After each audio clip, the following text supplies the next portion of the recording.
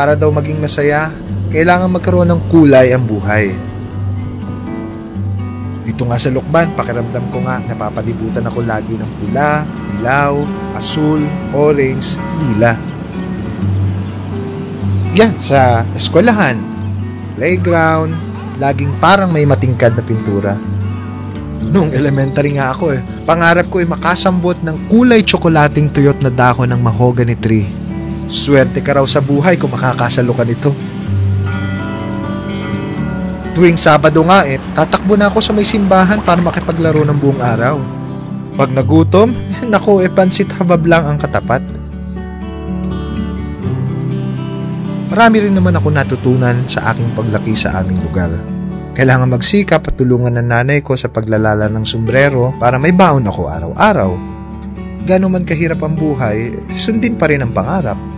Kinuha ko ang kursong Fine Arts dahil inspirasyon ko ang keeping sa amin. Iba talaga ang kulay sa Lukban. Tuwing Pahiyas Festival, lagi akong excited umuwi. Pag nakikita ko na ang mga disenyo sa bawat bahay, para bang niyayakap na ako ng tuwa.